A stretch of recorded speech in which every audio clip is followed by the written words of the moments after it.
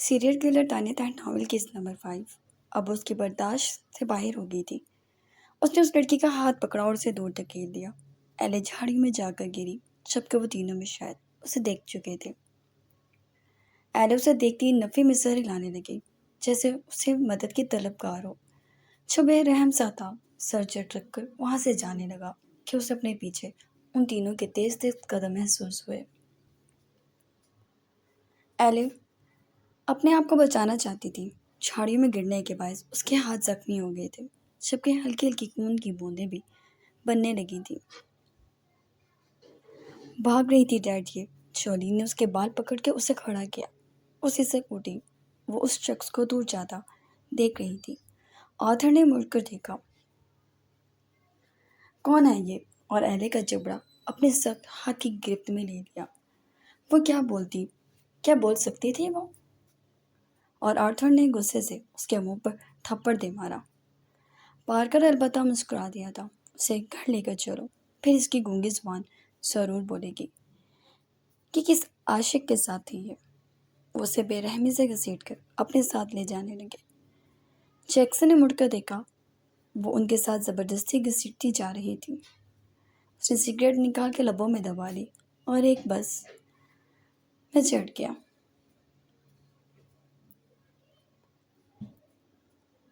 تقریباً ایک عام سے صوفے پر لیٹا پاؤں جھلاتا وہ سگریٹ پی رہا تھا جبکہ اس کے ساتھ ہی اس کا ٹائیگر بیٹھا تھا جو اپنے مالک کے ہاتھ اپنے سر پہ محسوس کر کے مطمئن سا ہوا۔ ہنری سامنے صوفے پہ بیٹھا تھا۔ اس کی آنکھیں سرخ ہو چکی تھیں اور وہ نیند سے جھولے لے رہا تھا۔ یار میں کل صبح کر لوں گا۔ وہ چڑھ کر لیپ ٹاپ ایک طرف پھینک گیا۔ جیکسن نے اس کی صورت دیکھی۔ ٹائیگرز کی نیند اڑاؤ ذرا۔ وہ سکون سے اس کے چہرے کو اپنے ہاتھوں سے رگڑتا بولا جبکہ ٹائیگر کو اشارہ ہی تو چاہیے تھا۔ وہ ایک دم اس پر جھپٹا۔ جیکسن!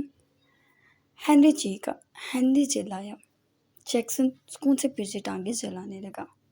رک جاؤ۔ اس نے ٹائیگر کو روکا تبھی ہنری چیخے مار مار کر روتا۔ اس کے حکم پر اس کا ٹائیگر رک گیا اور ہنری کی جانب جیکسن نے آئی برو جھکا کر دیکھا جبکہ وہ تار کے طرح سیدھا ہوتا دوبارہ کام میں لگ گیا تھا۔ اس نے اپنی آنکھوں سے صبح کا منظر دیکھا۔ نیو یارک کی تو صبح بھی بہت حسین تھی۔ وہ مسکرا کر اٹھا کھڑکی کے پاس آ گیا اور سورج کی پہلی کرن دیکھی تو دن میں پہلی بار الگ ہی جوش سا محسوس ہوا تھا۔ ہنری سو چکا تھا، اس کا ٹائیگر سو چکا تھا اور معلوم نہیں کیوں اسے نیند ہی نہیں آتی تھی۔ شاید نیو یارک میں ایک رات بھی وہ سو سکے۔ وہ پلٹ کر بھی لیپ ٹاپ اٹھاتا کہ اس کا موبائل بجنے لگا۔ جیک کی کال تھی۔ یس گرینڈ ڈیڈ، وہ بولا اور نگاہ لیپ ٹاپ پر تھی۔ وہ دیکھنا چاہتا تھا آخر ایسے کیا شے تھی جو ہنری جیسے بندے سے بھی حل نہیں ہو رہی تھی۔ نگاہ اسکرین پر تھی جبکہ وہ کانوں میں لگی بلوٹوتھ پر جیک کے ساتھ بات کر رہا تھا۔ I have some orders for you، وہ بولا تو جیکسن نے گہرا سانس بھرا۔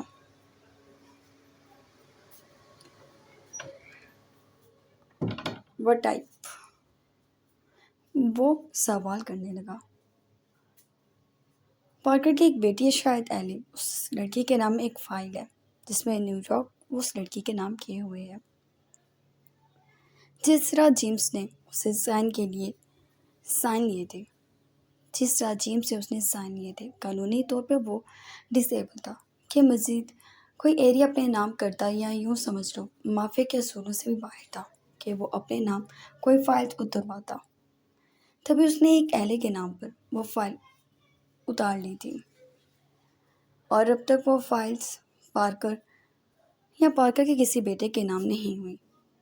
معلومات ایسی تھی کہ وہ جو سسٹم ہیک کرنے کے لیے رات سے ہنری اور وہ اس کام پہ لگے ہوئے تھے اس نے بیٹھے بیٹھے مافیا کی یہ ساری بایوگرافی نکال لی تھی کہ نیو یارک تو در حقیقت پارکر کے نام ہی نہیں تھی۔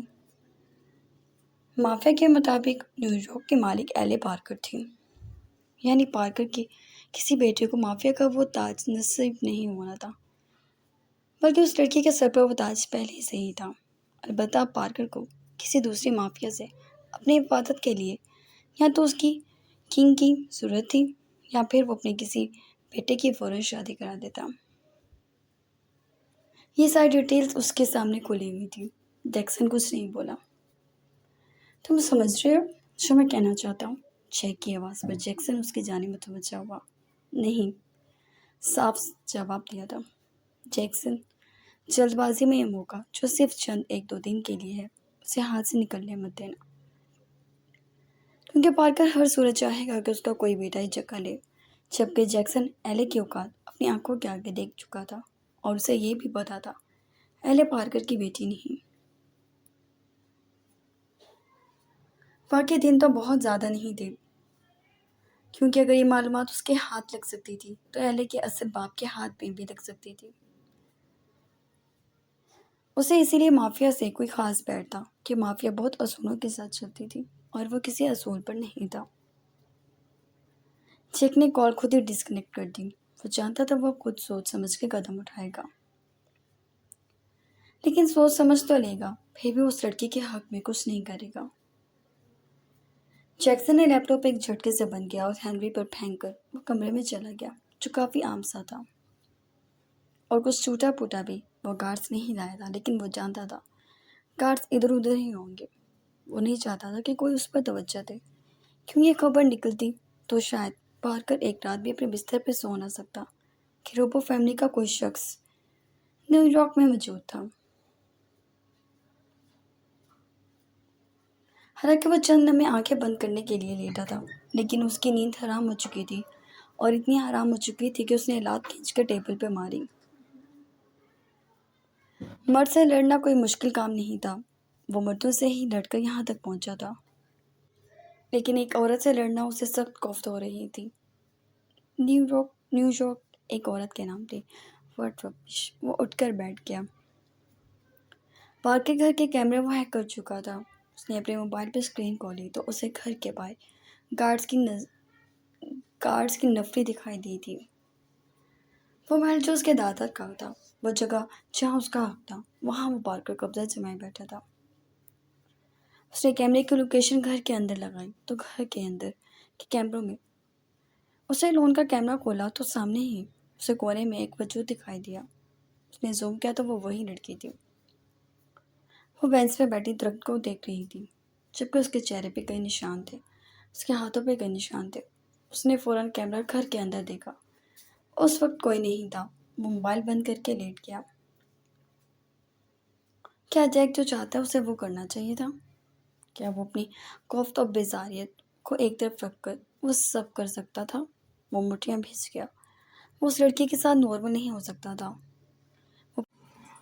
وہ پھر اٹھ کے بیٹھ گیا اور اسی طرح سوچتا وہ وقت نکال چکا تھا کہ ہنری بھی اٹھ گیا اور اس کا ٹائیگر بھی، لیکن صبح بھی اس کی آنکھوں میں کٹ رہی تھی۔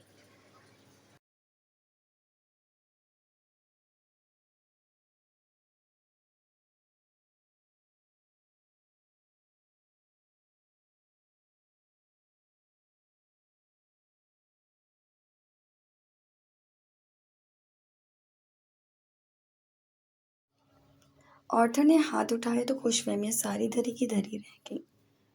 وہ اسے جاننا چاہتا تھا کہ وہ کون انسان تھا جسے وہ مڑ کر دیکھ رہی تھی۔ وہ نہیں جانتی تھی کون تھا۔ وہ اسے صرف اس لیے دیکھ رہی تھی کہ دنیا میں کوئی تھا جو اس کی مدد کرتا، جو اسے جہنم سے نکال دیتا، جہاں وہ روز اذیت کا شکار ہوتی تھی۔ لیکن آہستہ آہستہ اسے یقین آ گیا کہ اس دنیا میں کوئی نہیں جو کہ اسے اس اذیت سے نکالے۔ ایملیا جاگنگ کر کے اندر آئی تو اسے لون میں دیکھ کر رک گئی، جبکہ وہ ایک دم کھڑی ہوئی اور اس کی نظروں سے دور ہونے کے لیے اندر جانے لگی۔ رکو! اس نے پکارا۔ اس کے قدم رکے۔ وہ مڑی اور ایملیا اس کے نزدیک آئی۔ اس نے ایلے کے چہرے پہ ہاتھوں پر نشان دیکھے اور سانس بھرا۔ پارکر نے مارا ہے؟ وہ پوچھنے لگی۔ وہ اسے خاموشی سے دیکھنے لگی۔ یا آرتھر نے؟ وہ خود ہی دوسرا آپشن بھی دے گئی۔ بولو۔ جب وہ نہیں بولی تو زبردستی اس کا بازو پکڑ کے جھنجھوڑ دیا تھا، اور وہ بنا آواز کے ہی تکلیف سے صحیح نظروں سے اسے دیکھنے لگی، جبکہ آنکھیں نم ہو گئی تھیں۔ آرتھر نے کیا ہے نا یہ سب؟ ایملیا بولی تو وہ سر ہلا گئی۔ تمہیں کہا تھا اس کے ساتھ تمیز سے پیش آنا، وہ تمہیں خرید چکا ہے۔ اب جیسا سلوک کرے گا تمہارے ساتھ یہ تمہاری قسمت ہے۔ تمیز سے پیش آؤ، آؤ گی تو شاید کسی قابل ہو جاؤ گی۔ وہ اسے سمجھانے لگی،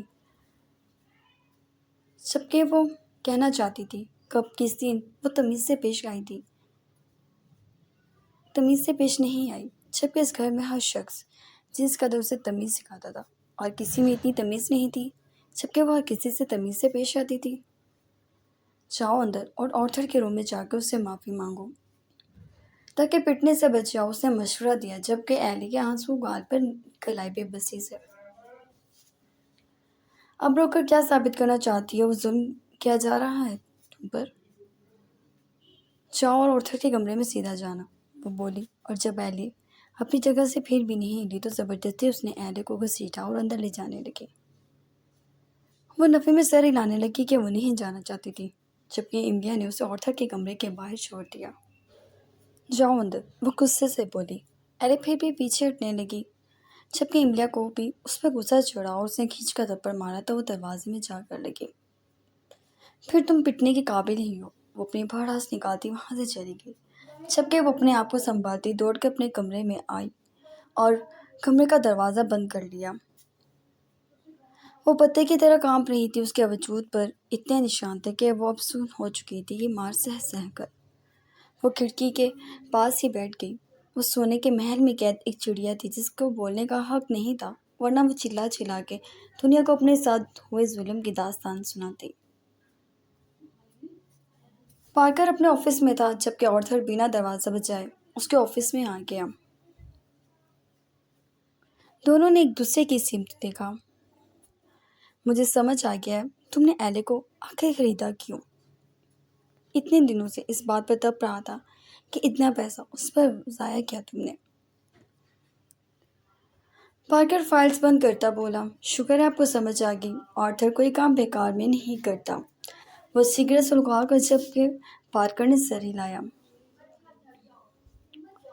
یہ بہت اہم فائلز ہیں آرتھر، یہ کسی کی بھی ہاتھ لگی تو سمجھ لینا اسی دن ہمارا آخری دن ہوگا۔ پارکر نے وہ فائل جو آرتھر اسے چاہتا تھا، اسی وجہ سے وہ ایلی کے ساتھ نرم ہوا تھا۔ وہ فائلز آرتھر کے ہاتھ میں رکھ دی، وہ مسکرا دیا۔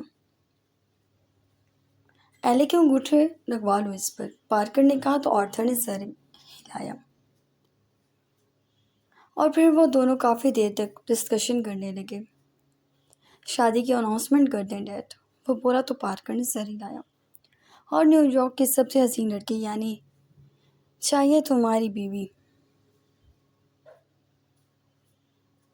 وہ مسکرائے تو آرتھر نشانے چکاتی ہے، جیسے اجازت دیتی ہو کہ خود ہی تلاش کر لیں۔ اور آرتھر اور پارکر تو بہت خوش ہوا۔ آرتھر بتا وہ فائلز لے کے وہاں سے نکلا اور ایلی کے کمرے کے باہر آ گیا۔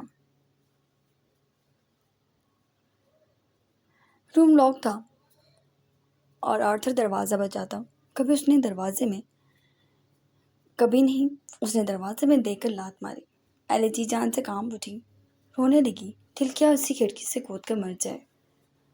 اس نے پھر سے لات ماری اور ایلی ایک بار پھر سے دوڑ کر کبرڈ میں چھپ گئی کہ نینی سے بھی چابی لے کر دروازہ کھولا تو وہ کبرڈ میں ہوگی، لیکن اس بار وہ ایسی جگہ چھپی تھی کبرڈ میں کہ وہ تلاش نہ کر پاتا۔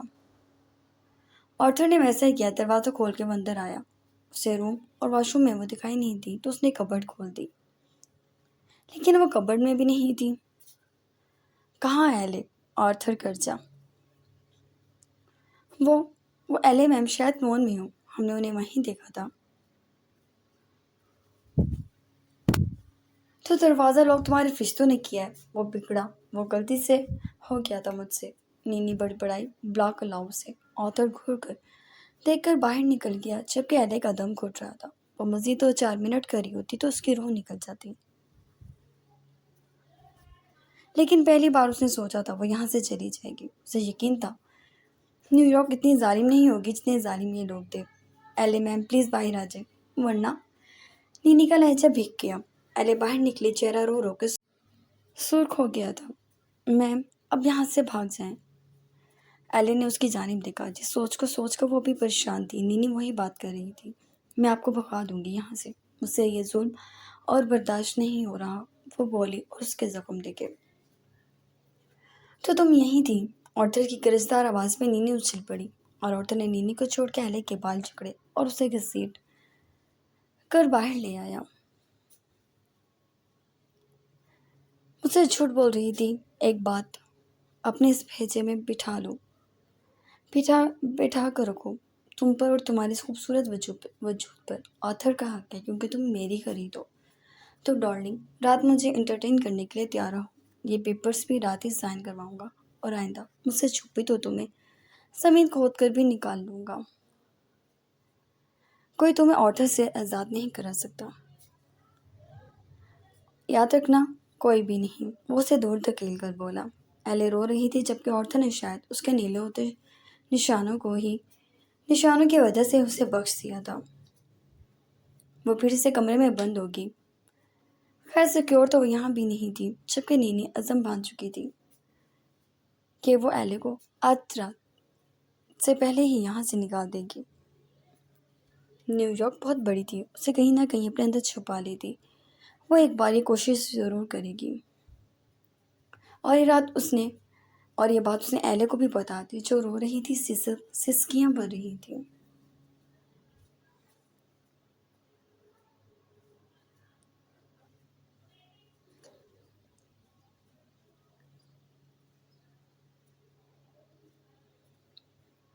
تم کہاں جا رہے ہو؟ ہنری نے اسے باہر نکلتے دیکھا۔ موسم ٹھیک نہیں ہے، تمہیں ابھی نہیں جانا چاہیے، راستے بلاک بھی ہو سکتے ہیں، وہ بولا جبکہ جیکسن نے سر جھٹکا اور باہر نکل گیا۔ اور یار، اس طرح تو لے کر مرو اپنے ساتھ، وہ ٹائیگر کو دیکھ کر چڑھ کر بولا جبکہ جیکسن باہر نکل گیا۔ ارادہ اس کا پارکر کے گھر کودنے کا تھا، جبکہ 4 اسے اپنی مرضی کے بنا کچھ نہ کچھ تو کرنا ہی تھا۔ دن زیادہ نہیں تھے، کیونکہ ابھی کچھ دیر پہلے شادی کو اناؤنسمنٹ کی خبر وہ اپڈیٹس میں دیکھ چکا تھا۔ آرتھر کی شادی اور اس کی کوئن کے سر کا تاج۔ ویسے تو اسے کوئی ایسا شوق نہیں تھا کہ وہ مافیا کے اصولوں کے مطابق چلے، لیکن پھر بھی جبکہ جیک اور جیمز کافی زیادہ اصول پسند تھے اس معاملے میں، تبھی وہ رات کی تاریخ اترتے ہی اس جانب چل دیا۔ وہ اکیلا تھا اور خوف کوئی نہیں تھا۔ اس نے کہا نہ وہ مردوں سے سکون سے لڑ سکتا تھا، بلکہ اس طرح کرتا کہ روح تک کانپ اٹھتی۔ وہ پارکر کے ایریا میں پہنچا تو دور سے اس محل کو دیکھنے لگا جہاں انہیں ہونا چاہیے تھا۔ وہ آگے بڑھا، لیکن جب اس محل نما جگہ کو پارکر کی ملکیت میں دیکھ رہا تھا، خون کھول رہا تھا۔ وہ گارڈ سے چھپتا آگے بڑھ رہا تھا جہاں درخت تھے اونچے اونچے، تبھی وہ سکون سے آگے بڑھ رہا تھا اور اچانک وہ رک گیا۔ وہ کون تھا جو محل کے دوسری طرف سے باہر کودنے کی کوشش میں ناکام ہوتا دکھائی دے رہا تھا؟ وہ کچھ توجہ سے اسے دیکھنے لگا، یقیناً ایلے ہی تھی، اور اچھا تھا وہ یہاں اسے جکڑ سکتا تھا۔ وہ پلٹا اور وہاں سے باہر نکلا، جبکہ ایلے نینی کے کہنے پر دیوار کے اس پار کھودی تو لگا ہڈی ٹوٹ جائے گی۔ وہ کانچ کے ٹکڑے ہاتھوں پر چبھے اور خون بہہ جانے پر رو دی۔ جب بھی اس کے پیچھے کسی کے قدموں کا احساس ہوا تو روح وجود سے نکل گئی۔ اس نے سہم کو خوفزدہ نظروں سے مڑ کر دیکھا، جبکہ اس کی آواز نہ ہونے کا کوئی فائدہ محسوس ہوا تھا۔ وہ نہ چاہتے ہوئے بھی جھکا، اس کا بوجھ گڑیا کی طرح کندھے پہ ڈال کر وہ سکون سے چلنے لگا، جیسے ایک لڑکی نے واقعی بس ایک گڑیا کندھے پہ لاد لی تھی اس نے۔ وہ پارکر کے محل سے دور جانے لگا۔ ہاں، ممکن ہے کوئی اسے کیمرے میں دیکھ لیتا کہ کوئی اسے اٹھا کے لے گیا ہے، لیکن ناممکن تھا کوئی بھی جیکسن کو پہچان لیتا۔ جیکسن کی شخصیت نہایت پراسرار تھی، یہ ڈھونڈتے ڈھونڈتے بھی انہیں وقت لگ جاتا۔ وہ اسے خود کو چھوڑنے آزاد کرنے کی ہر ممکن کوشش کر رہی تھی، اور اگر اس میں اتنی طاقت ہوتی تو وہ شاید بہت پہلے اپنے لیے لڑ چکی ہوتی۔ کہیں ایک مصیبت سے نکل کے دوسری مصیبت میں تو نہیں پھنس گئی تھی وہ۔